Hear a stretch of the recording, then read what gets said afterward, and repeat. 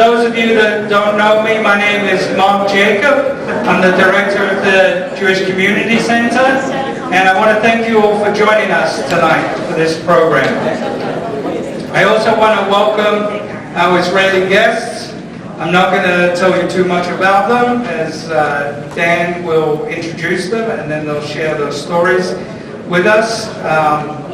They are going to be sharing their stories of life before and during and after that tragic day of 10/7. I also want to thank our moderator tonight, Dan Sweeney. Dan, who serves as Director of Population Health and Digital Health at Dayton Children's Hospital, and is also the President-elect for the Jewish Federation. You will notice on your chairs there are question cards. If at any time during the evening you have a question, please write it down on the card and just put your hand up in the air, and Tara find out. Tara, can you just stand up for 1 second and introduce yourself? Hand it to Tara and she will take care of it. And if we have time, we will get to your questions this evening. This program is brought to you by the Jewish Community Centers of North America, the Ministry for Diaspora Affairs and Combating Anti-Semitism, and the Zionist Enterprise Department, the World Zionist Organization. And with that, I want to hand the evening over to Dan Sweeney. All right, you hear me?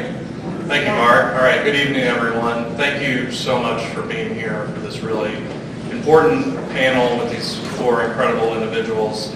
I'm going to let them really introduce themselves, but I will at least give you their names to start off. So starting at the end, we have Khalil Valiano, who was an attendee at the Nova Festival. Gatit Butera, who's living in Sderot. Eitan Frankel, who is residing at Kibbutz Neri. And Ainor Hagno, who was also at the Nova Festival as the official photographer for the festival. So thank you all for being here. We will get right into it. So I'm going to give everyone the opportunity to answer this question first, one at a time. I will let you, Khalil, if you don't mind, we'll start with you. So can you please just share a little bit about yourself prior to October 7th, where you were born, what was life like growing up for you, what do you do for a living? So hi everyone. I want to firstly thank you all for coming. My name is Khalil Valiano. I'm 23 years old, originally from Petah Tikva in Israel. For the last 2 years I've lived in Tel Aviv. I moved back to my mother's house, right after October 7th.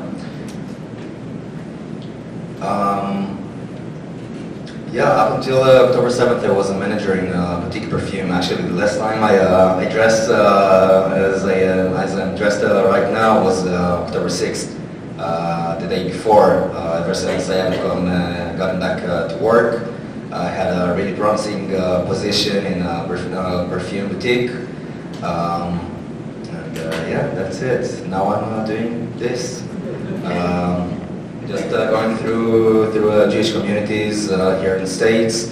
I've been in Athens and in Israel, in Chenion Reim, where the Nova Festival took place, and just connecting with everyone. Thank you. Hi everybody, my name is Gitit. I live in Sderot 8 years. I'm 42 years old. I'm mother to Adele, my daughter. She's only 4 years old. 7 in October, before 7 in October, I'm manager of National Digital Center. It's placed in Sderot. We work with civilians from Sderot and Gaza Strip, and the people come to my place in Sderot and speak about the true story about Israel, because we live there and we know, how we can live there. So 7 in October, I've been in my home, and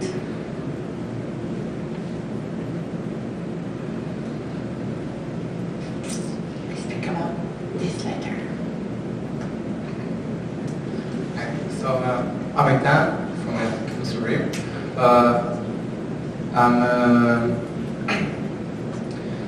I originally born and raised in the Malad Main, the West Bank. I moved to Nerim 5 years ago to work in a priority job at agriculture. And a week after, I fell in love with the kibbutz and decided I'm never leaving there. I'm never leaving the kibbutz, ever, unless something like this happened. And I lived happily with my wife and my dog, and there is no such thing as life in the kibbutz. A big family, everybody's equal. We all live in a big community, big family, actually. And that was all ruined on the 7th of October.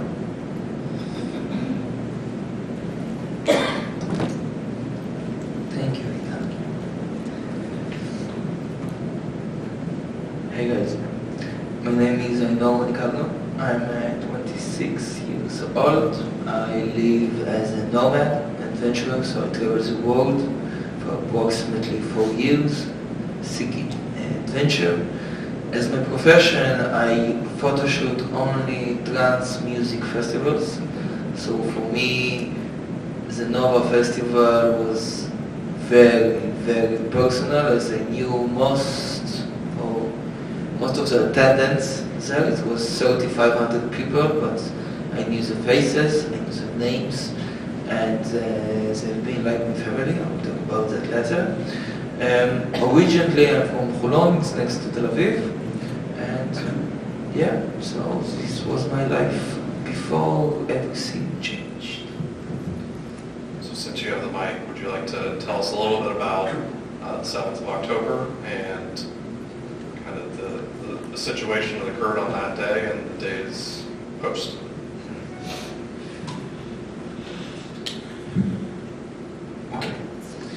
So, please raise your hands, the people here who going to the synagogue or ever been in the synagogue. Ah, wow, okay. Very Jewish. Yeah. I'll ask another question. Please raise your hand.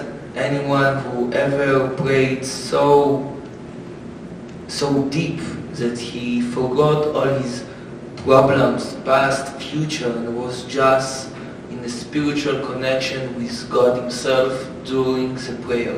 Someone ever felt this connection? I have a couple hands. Okay, there's people who have a deep connection with God. Good. So on the 7th of October, we had something like that. Most people doesn't know nothing about trance culture, trance music culture. And this culture is nothing like anything else. It's not only electronic music like most people think. It's not like EDM or techno or Coachella or the festivals that your daughters and sons going. For us, it's a spiritual thing. So in the dance floor, we have a spiritual experience while we talk to our God. As a photographer, I shooting the moment and I could see people praying on the dance floor with their hands up and yelling, Tate, oh God. And it's looking very similar to a religious person in the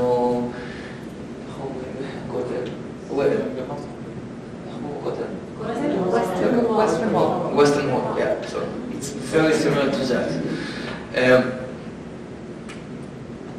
Because trance was invented not as electronic music, but it was something that was from the start of the humankind.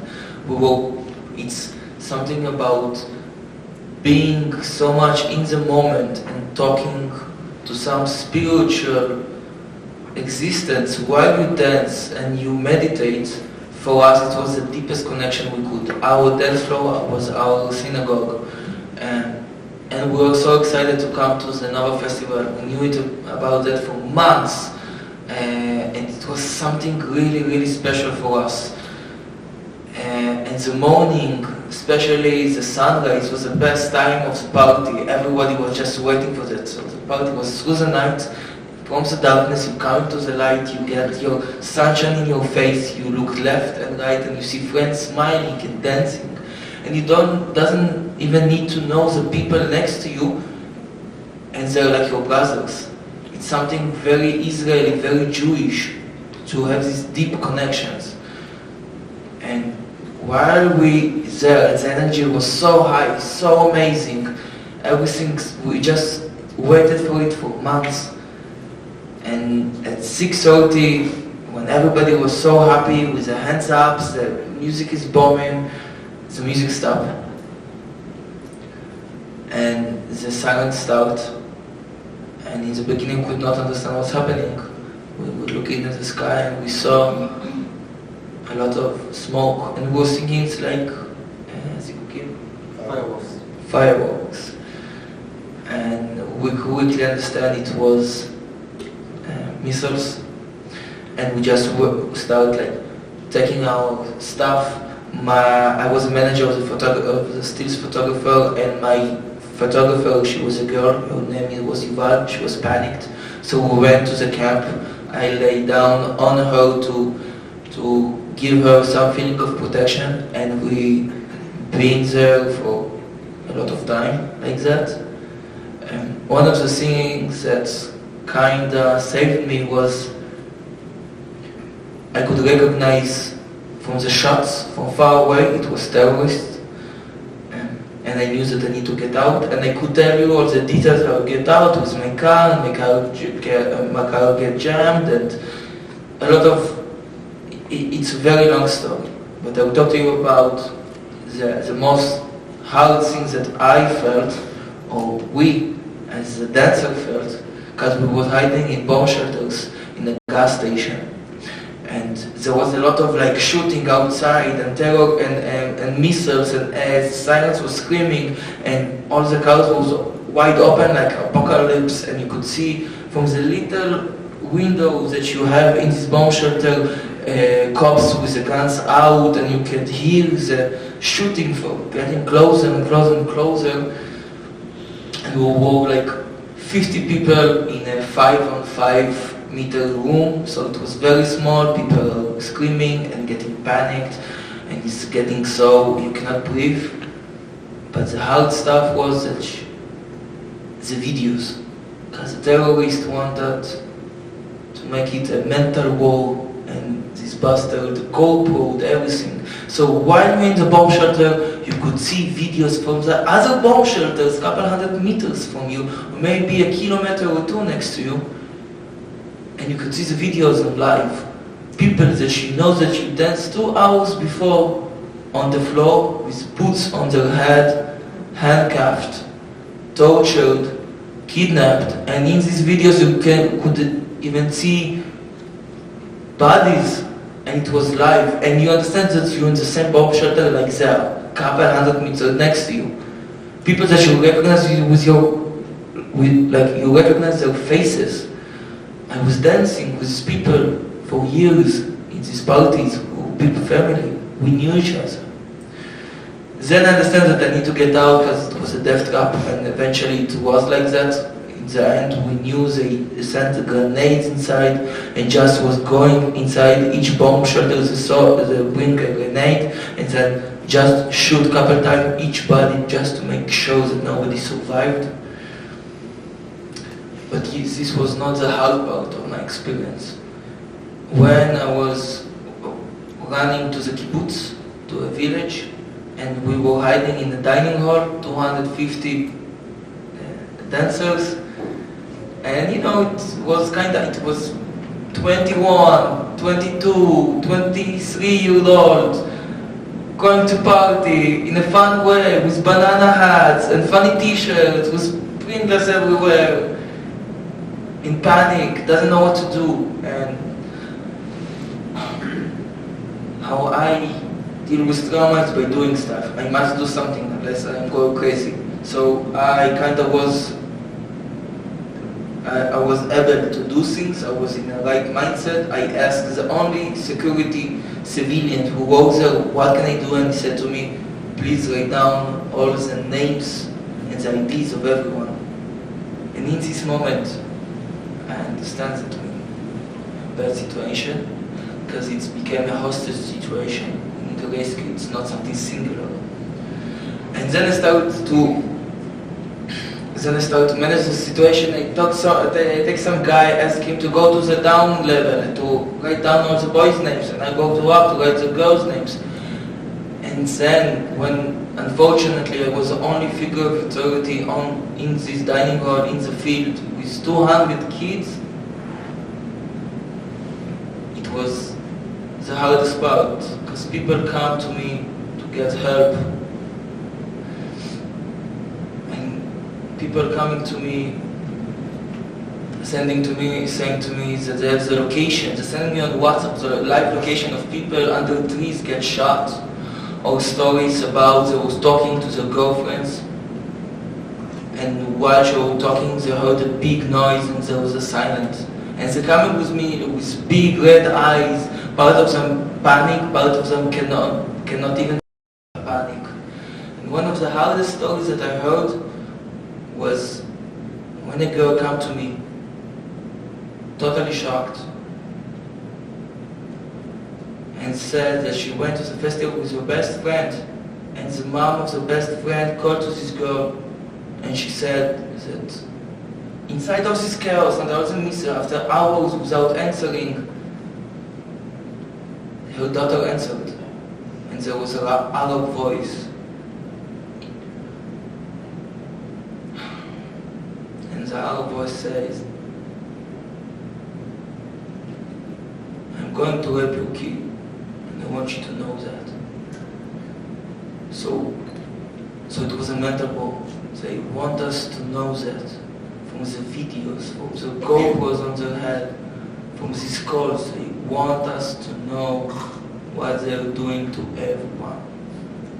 And this is stories that I'm hearing all the time, and I heard myself. And you can do nothing for hours. You have the locations of the people to rescue, but nothing was operating. It was miserable. So this is a little bit from my story. It's the reason why I'm still awake at night. Thank you. Good time. So, on the 6th of October, we celebrated at the kibbutz, we and 10 other kibbutzim, we celebrated our kibbutz birthday. We just celebrated it. They became, they came to life 77 years ago, that day. And the next day, 6:30 a.m., the Hamas, the Nukhba terrorists, they come into our house, our safe place. You know, you live in the kibbutz, and you think, okay, I live in big community. I don't know if everybody here knows what kibbutz is like, but it's a family. It's a big family. 450 people who are like brothers to one another. I know everybody in the kibbutz, and I know everybody's stories. I know the stories of the pioneers. I know the stories of the one who fought in the first fight in Giborim, when it called them Gul. And somebody just, I don't know how to say that, like, you know, enter into your soul, entering to the center of your soul and rip out your heart from it. This is my feeling from living the kibbutz. And I was after a white night. I was awake all night, played my PlayStation. I'm a normal person. Yeah, I play games, and I played all night, and then 6:30 a.m. I want to go to sleep, and then sirens go off, and I didn't understand at first. You know, we used to rockets. We know how to deal with that. We have the safe room, Yeah, 15 seconds. It's not 15 seconds, 7 seconds. Never mind. We got used to it. No bull. You all know the drill. But it was something different, and I sensed it when I saw the missile to the center, Tel Aviv, to Rishon LeZion, I said, okay, that's bigger than usual. It's bigger than usual. It's happening. It's happened. Okay, but I never imagined terrorists. And after an hour, I see in the news that there are terrorists in Sderot. The famous footage, the first footage from the start of the war, the white truck of the terrorists riding in Sderot, and they're shooting at the police car. Everybody saw that. I don't know anybody who didn't saw that. And I see that, and I say, okay, there are terrorists in Israel coming from Gaza, and then I look at the WhatsApp groups, the kibbutz WhatsApp groups, and they starting to write, help me, I'm on fire, my house is on fire, they burned my house, they shot an RPG to my house, my mother doesn't answer me. Somebody can check on my mother, somebody can check on my father, they don't answer me. And you don't have to respond to that. You can't help them. Because by that time you realize you're surrounded. You don't know how much terrorists. After a lot of time we understood that it was between 50 to 100 terrorists in the kibbutz against no one. At the beginning, and then we have personal people with firearms, walk with the army. They are the first responder. Every kibbutz in the Gaza envelope has that, and they respond slowly, but responded. And by 10 a.m., I just collapsed. I couldn't take it anymore. I couldn't take it that I'm such helpless. I have no control on my destiny, on my future, on what happened in 5 minutes, what's gonna happen in 1 second. I don't know if, I'm writing on my phone and somebody will shot at my safe room, an RPG, and that's it. That's it for me. And I couldn't take it anymore. So I told to my wife, look, I'm going to sleep. Wake me up when the army is here. It's like waking up with 10 minutes, but better. And I slept for 6 hours, and it actually took 10 hours from the start till the army arrived at the kibbutz, and they evacuated us to the center of the kibbutz. All 450 people in a place that doesn't have a room for 450 people. It's approximately this size. I can't imagine 450 people here. Can you imagine another 200 people here right now? This would be crowded, hot, smelly, and that's exactly what it was in the 7th of October. We sat there, everybody's crying, screaming, looking for the friends. They know already what happened in Be'eri. And the kids in the kibbutz study with all the Eshkol regiment. All of the Eshkol, that means 40 kilometers of kibbutzim and villages that they know everybody.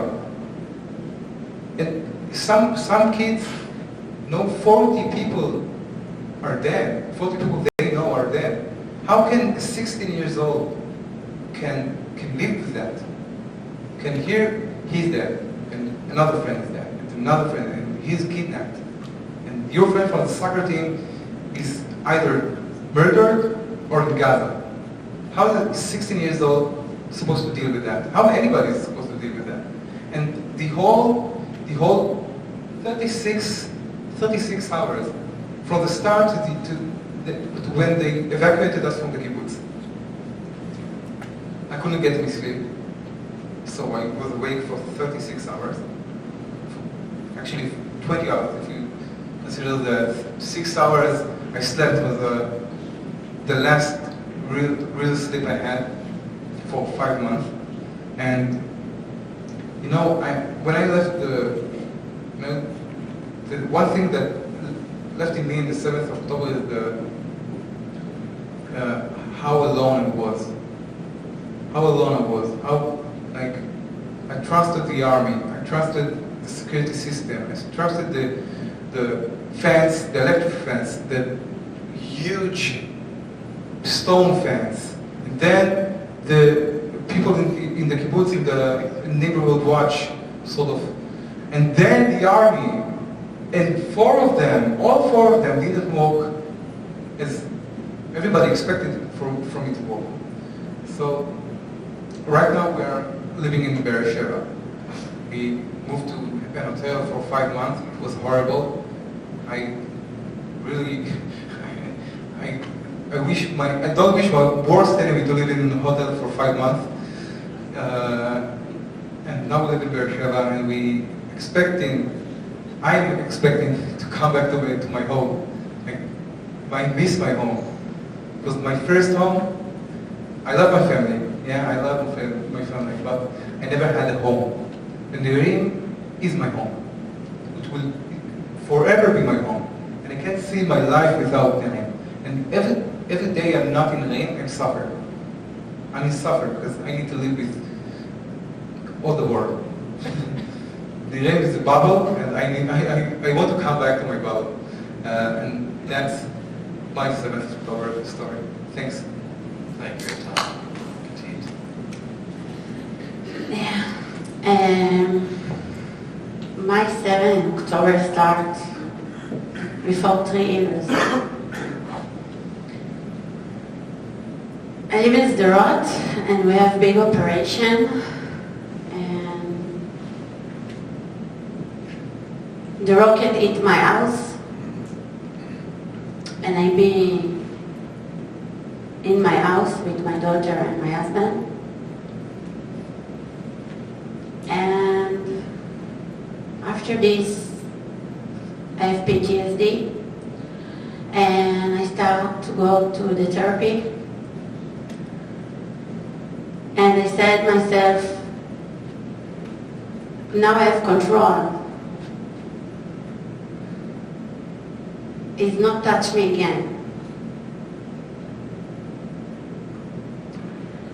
We stay in Sderot. We're building a house in Sderot Villa. And 7 in October start 6:30 in the morning. I be in my home with my daughter and husband. It's after, we have celebration, Simchat Torah, the day before, and Saturday morning we keep Shabbat, and we heard a lot of siren. And when we heard the siren, we said, okay, everything's control. We go to the shelter. We have shelter all the house in Sderot. It's the safe room because we have rocket, and it's a good place to be when you have siren. And we go to the safe room, and the rocket not stop. And after 3 hours, I look Adele, my daughter. She's only 4 years old, and I feel she's not good. And I said my husband, okay, maybe we need to be with more people. It's help. And we don't open the mobile, and we don't open the TV. We don't know nothing. And we took the trolley, and we have a friend, he lives 1 minute walking. And I told my husband, okay, we have a 50 seconds, you run to here, and you take the trolley, and after I come after you, and everything is controlled. So we started walking, and we had a lot of shooting. And we said, oh my God, it's IDF, it's so close. Wow, amazing. We don't understand. So we walk on the street, and we have rules in Sderot. When you go to the street and you have a lot of siren, all the doors open, because if you have a siren and you need to go to a safety place, you can open the door and go to the house with the safe room. So we walk, I think, 20 seconds, and we knock on the door, and the front door, and nobody answered. And we knock again, and we said, hello, we have a siren, please open the door. We're afraid. So the friend opened the door and said, what are you doing outside? We have a lot of terrorists on the city. So I take Adele, and I run to the safe room, and my friend opened the mobile, and we understand, have a lot of terrorists on the city, but all the terrorists in the police station, we see, maybe we see the picture, when everything starts, we see a lot of movie about the fight in the police station. So I said my husband, okay, we stay here, and after we come back, and we stay like 7 hours, and we said, okay, we come back home with Adele, because she needs to safety place, and it's evening, and we come back home, and we go to the shelter, and everything is okay. All the terrorists, how many terrorists come? 10? Okay. All the terrorists in the police station, we come back home, and everything is okay. We come back home, and we hear a siren again, and I come to close the shelter door, and I see some people try to open my house door.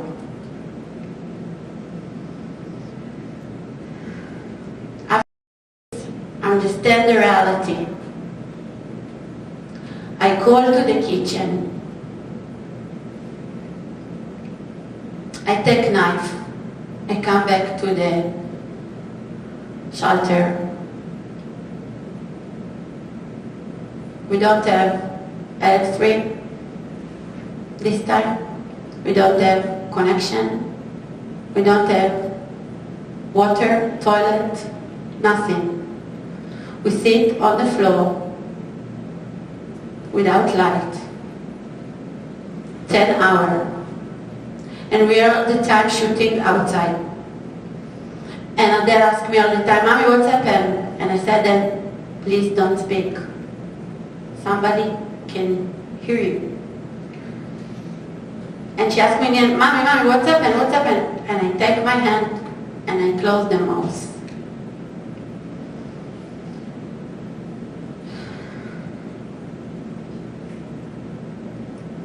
I feel panic attack and my heart is beating. So after 10 hours, I call my friend, his commander from IDF, and I told him, please come and take my husband and Adele to another place. I cannot anymore. And he told me, have a lot of tourists on the city and it's problem to come, but he tried to come. And after something like 3 hours, he come and take my husband and Adele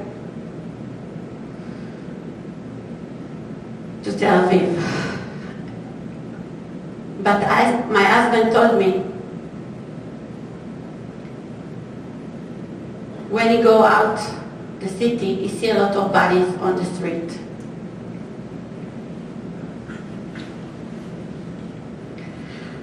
After this, I stay in Sderot because it's good for me to speak about this. And I speak with a lot of group like here, a lot of delegation come to Sderot. But why I told you all this story? Because something in October is broke. okay?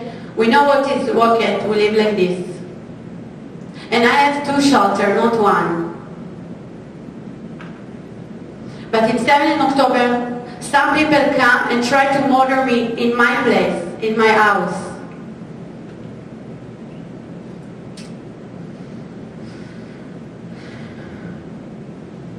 My resilience is broke.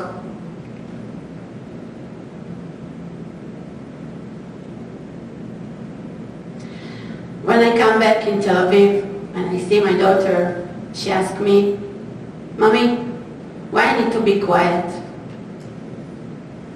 Because some people come and try to murder me, and she's only 4 years old.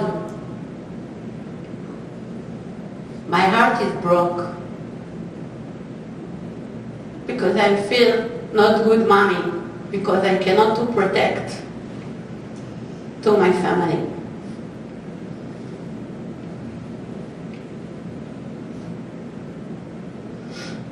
Thank you.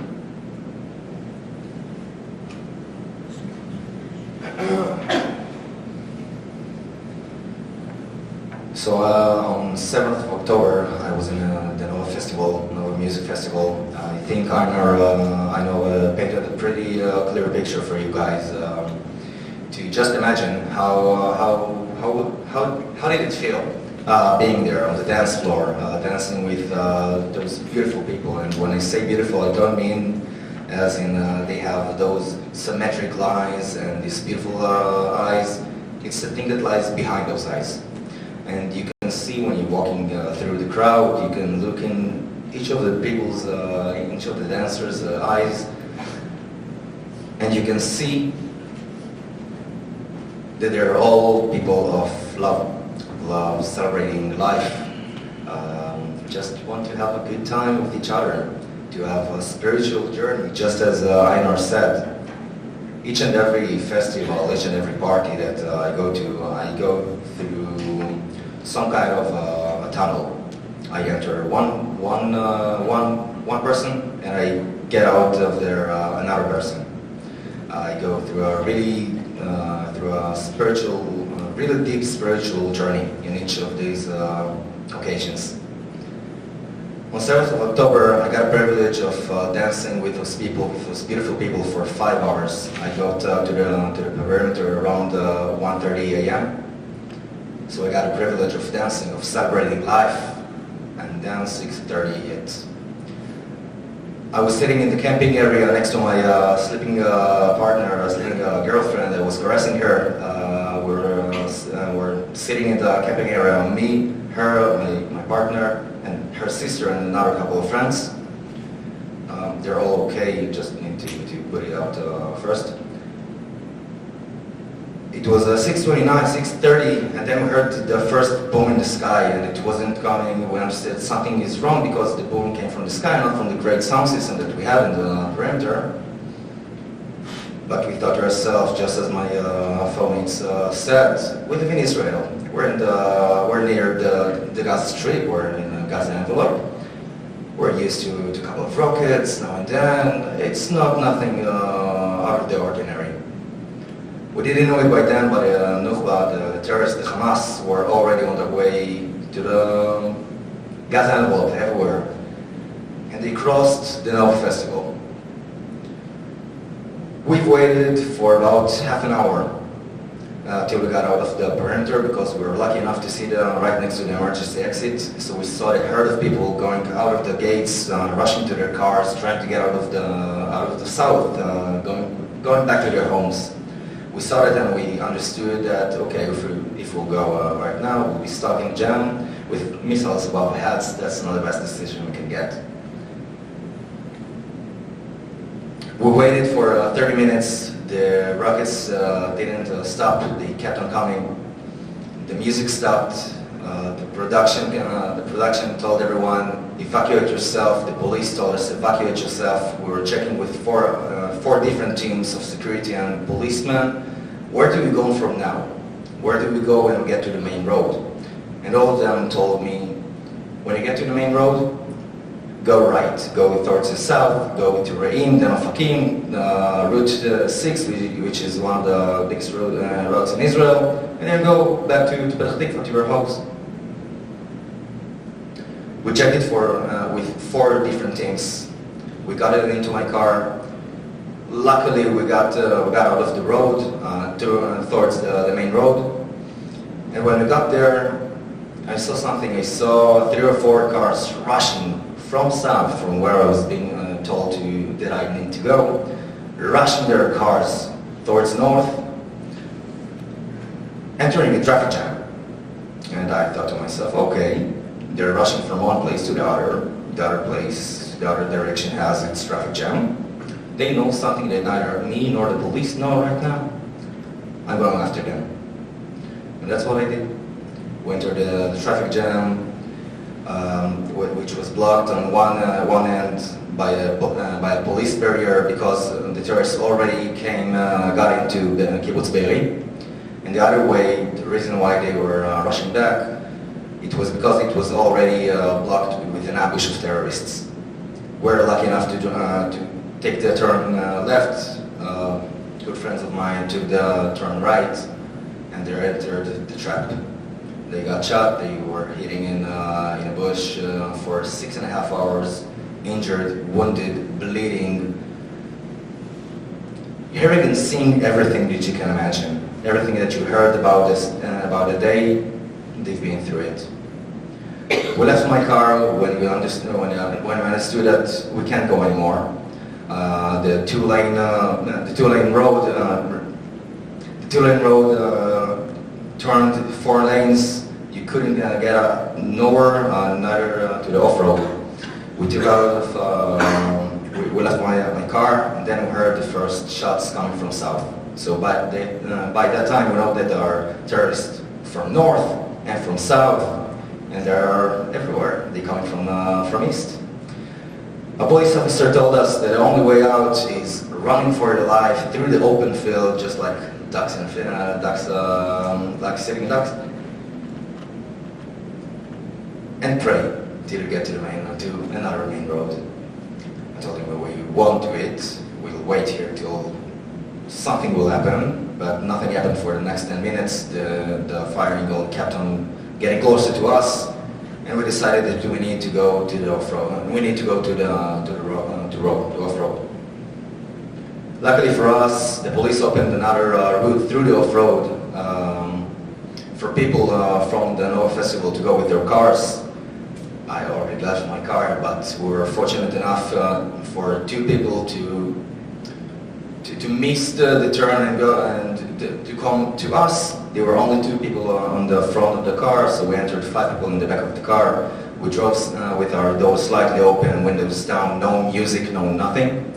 Just scanning everything around us, watching, listening, waiting to see if anything happens.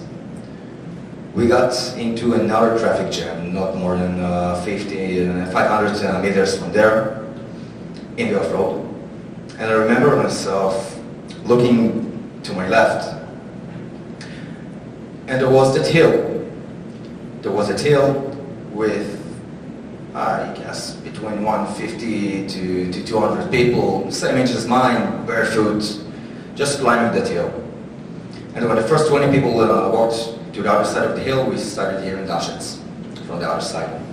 And all of those people just walked far from me, came back running towards me, and understood that we had to go.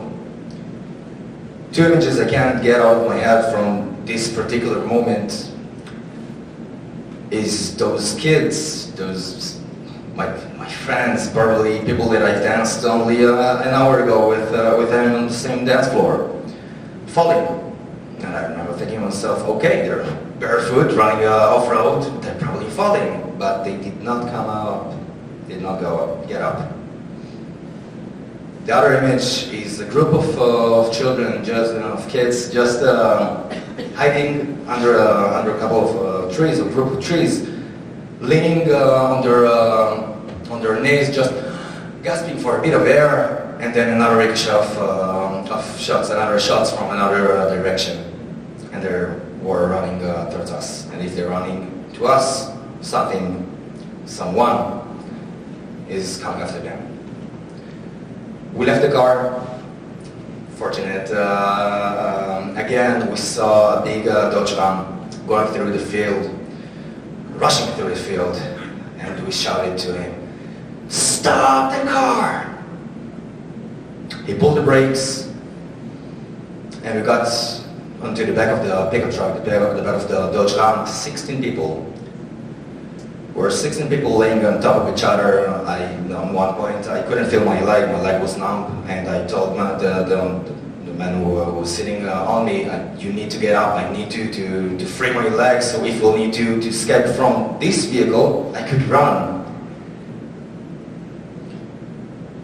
It took us more than 40 minutes to get from the off-road to the main road again. It was 40 minutes. We were driving. Someone in the back of the truck got passed out. She was half in the truck, half out of the truck, but we couldn't stop and pull her. It was all on the move. We were in the car driving, and we had to pull her back. We had to do somehow put a bit of water on her face to wake her up.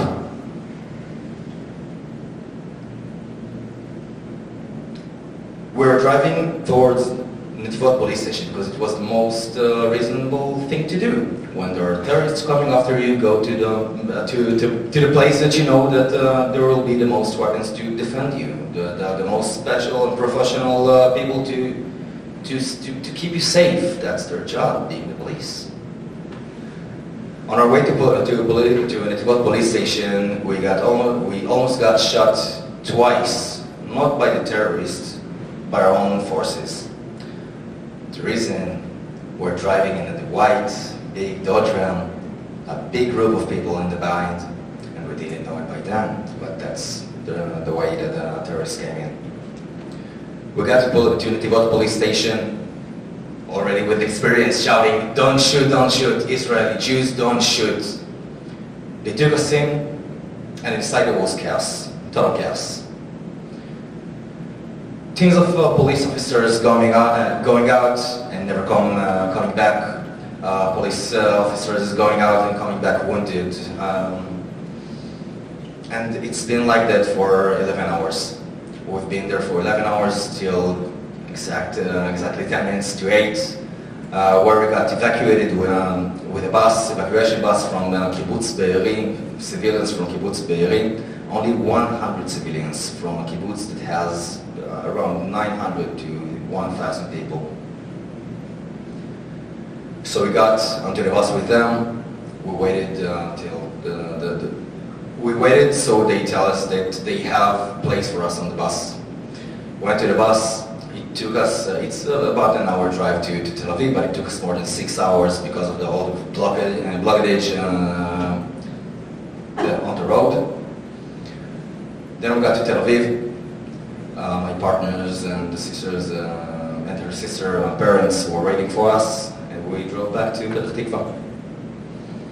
The most surreal thing about this is that it's only 1 hour away. I live in the middle of Israel, so I don't have the experience like my two fellow mates here that are living this nightmare each and every day.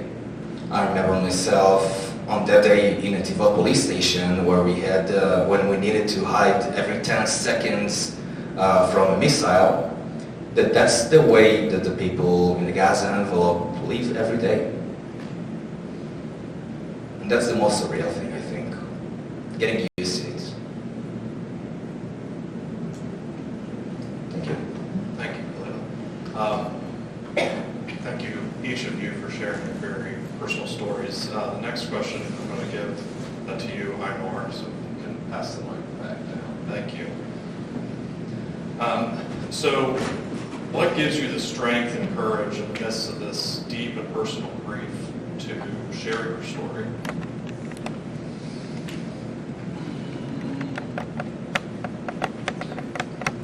There's a writer, American one, his name is Alex Hamon. He said something that I really relate to. He said, I I don't need confidence, I have experience. And I was thinking about that.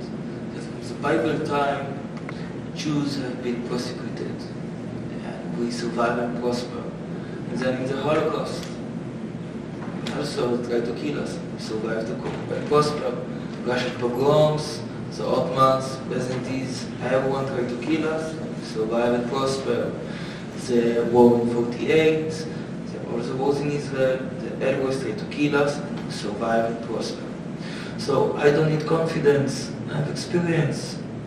We survive and prosper, this is what we do. There's no other way. I don't need confidence, I look at history and I have experience. So this gives me a big, even not hope, just knowledge. There's no other way, because we have lose everything to get nothing for that. So there's not other way. I have confidence. Yes, I don't need confidence. I have experience. Thank you. Well said. Hey, Tom. So the days after October 7th were and continue to be very dark days. We've heard stories of heroism, inspiration, and how Israelis have showed up for each other. Has that been your experience?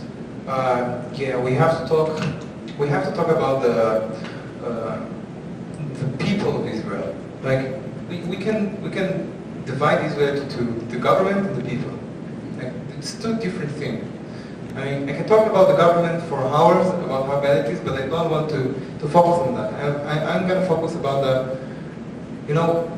for 3-4 months straight, we meet daily, on a daily basis, random people from all over the country who saying it's horrible what you've been through, who give us money, who give us clothing, who just be there for us, supporting us. Bring the soldiers, all the vests, all the equipment to fight, so they will be able to fight. Because apparently we didn't have enough things of those things, and it's amazing. It's amazing how the Jewish community all over the world and the civilians in Israel, how when bad things happen, we are automatically are just one people. We are just acting as one person who's just there for everybody else. I believe that if I ask everybody in Israel, what do you think about the Jewish community after the 7th of October? I believe everybody's saying I never felt that close to the Jewish community all over the world. And I never felt that close to the people in Israel. I never felt that close, especially in the last year, which you probably know what happened the last year in Israel, how divided we were. And like that, it changed. It changed. Like nothing happened, like we're brothers again. And that's a beautiful thing about us. We can forget about anything in a second. And that's amazing. Thank you, Tom. Katie, does sharing your story help you process and heal from your experiences? And how is the country dealing with the trauma of everything that happened and for you before October 7th? How the country helped me after this? This is the question. So we have a resilience center, and we have good therapy. And before 7 October, we start to go to therapy, and my daughter go to swimming, and it's help. But it's not enough, because it's my life now. It's not only I make therapy and it's go. Maybe I feel better, but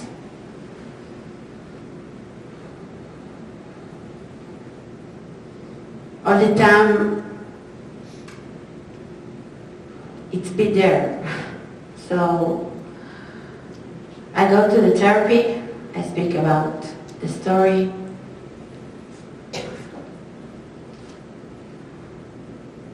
And it's a fight all day because I need to live with this. It's help.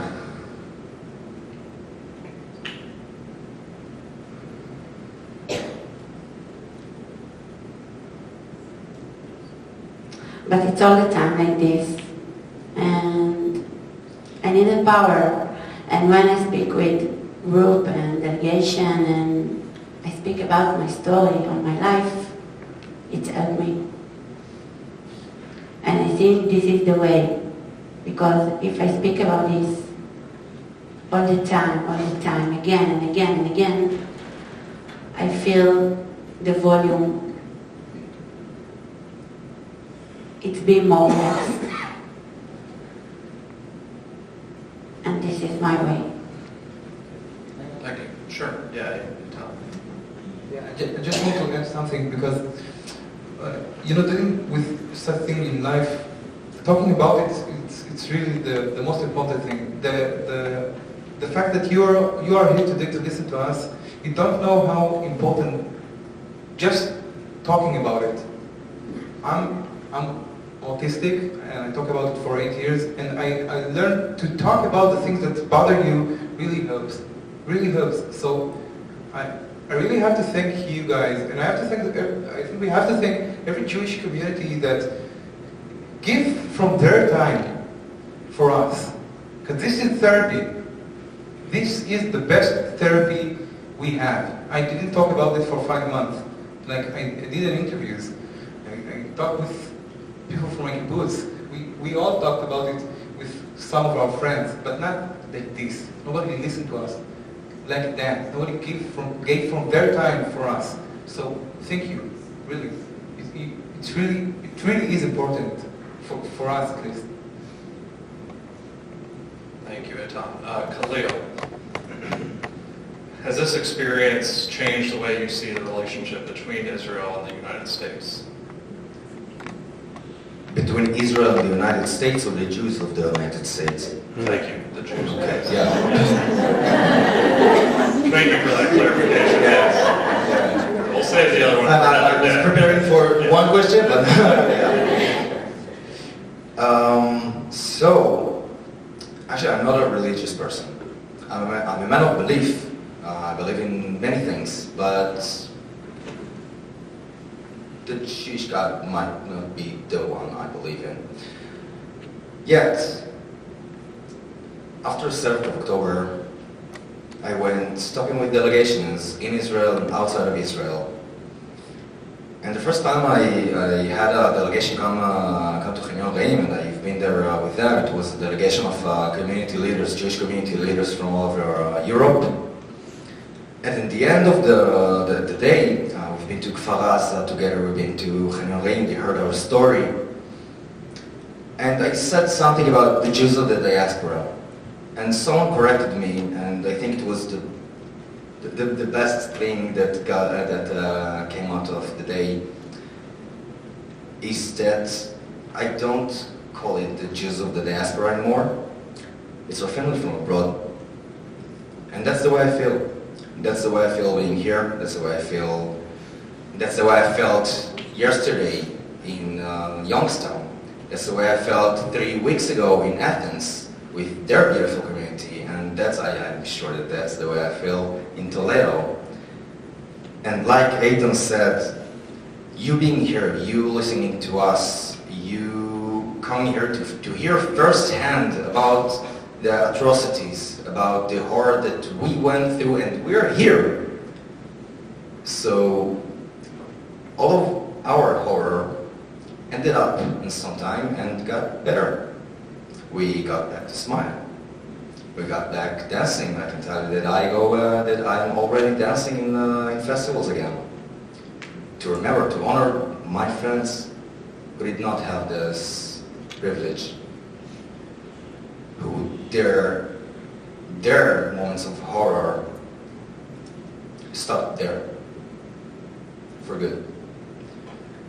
So the way I see the connection now between Israel and family from abroad, like Ethan said, it was never closer, it was never tighter, and I think we never felt this welcomed anywhere. I never felt this welcomed anywhere. I never felt those warm hugs just because we're both Jews, just because we're all Jews.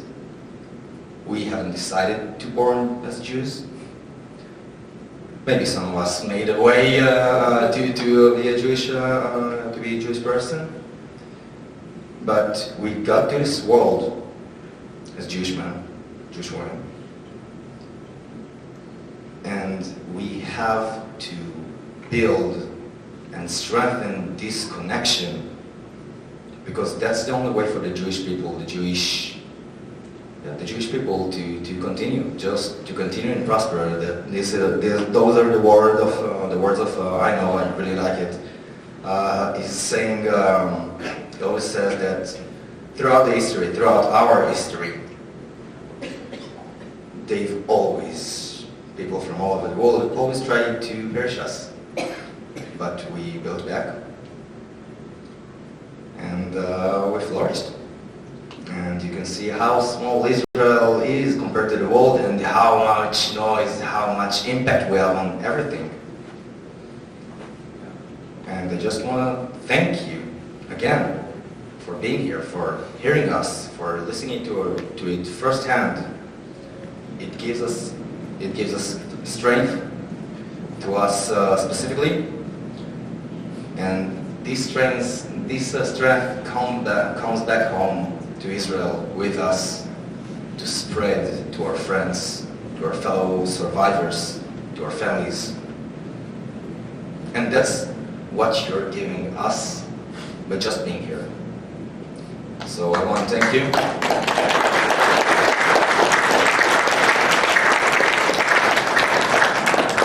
ועם ישראל חי.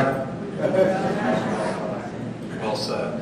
I have another question, but before I do, if anyone has any questions that you've written down, can you please hold it up, and Tara will grab those from you. We will get to any that we have time to get to. If I can say. Thank you, sure. Yeah.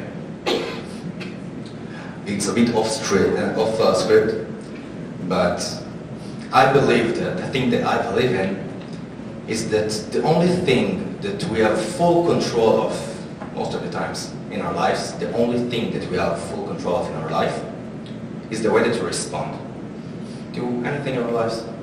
Because it's not my fault that the Hamas came to me trying to murder me, raping my girlfriend, and that they beheaded their sister on the road. It's not my fault, it's not our fault, but it's our responsibility to take accountability upon ourselves, to build ourselves stronger, to build those connections, and to grow from it. That's the only thing that we have in our lives, our choice, the way that we respond. Thank you. I'm going to ask one more, and I will open up to anyone who wants to respond. And you've all alluded to it, I think, in some way. But what does the future hold for you and the people of Israel?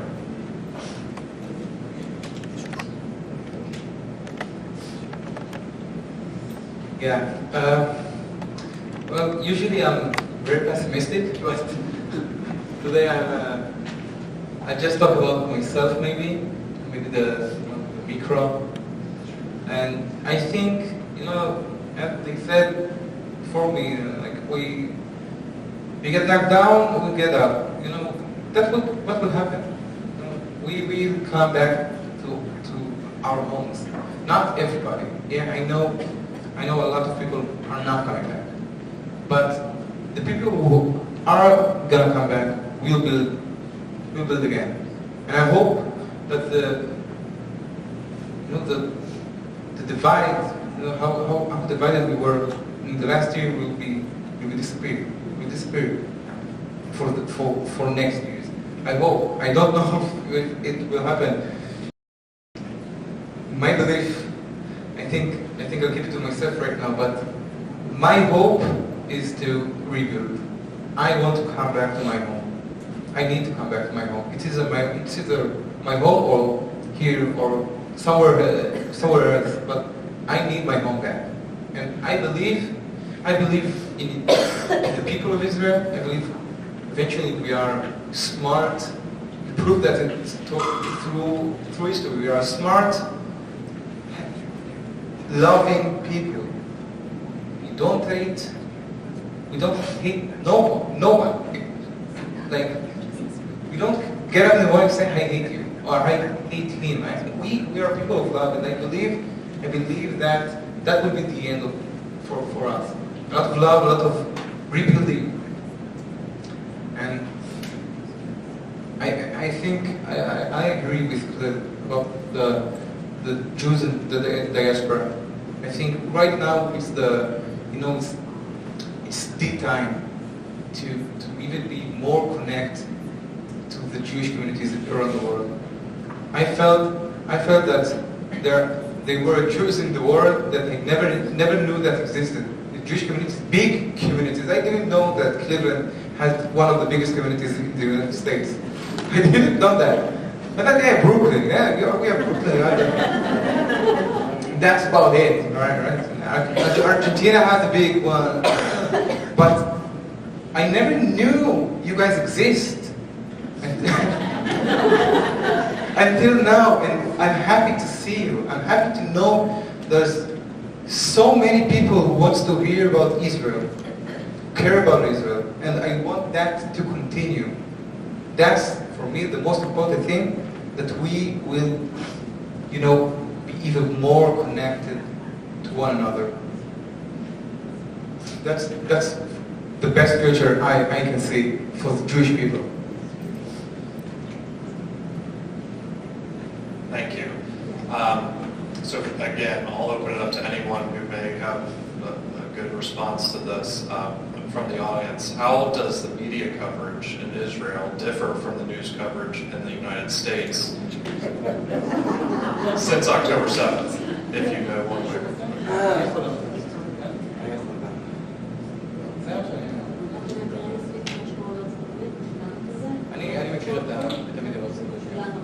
Yeah, I know. I watched the CNN, Fox. No, I don't watch NBC and all the local media. But I think in Israel you have 4 big channels. If you can, and everybody is representing someone. That's how I feel. And in the United States, it's the same. Fox represents the Republicans, and CNN represents the Democrats, and it's kind of the same. The Democrats take the very progressive side, and Fox takes the Trump side. But there's not many difference. I think they don't know enough. Don't know enough. I think the people of the United States never came to Israel to know enough about what happened there. So until people from the United States, even the media, will come to Israel, will come to the West Bank, will come to the Gaza Strip, and see in their own eyes everything, not our side, not their side, everybody's side. Then I think we can talk about how the media is, for that side, after they see everything. Right now I don't believe not the Israeli media, and not the United States media. Really, I can't trust anybody. Can't trust anybody. Really. All right. Thank you. I think that's all we have time for. Again, thank you so much for being here and sharing your story. Really appreciate it. Thank you.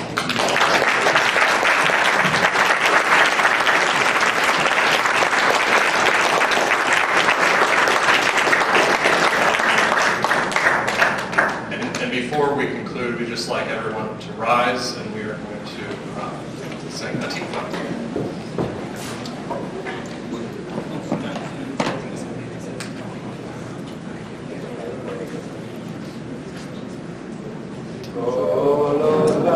Amen.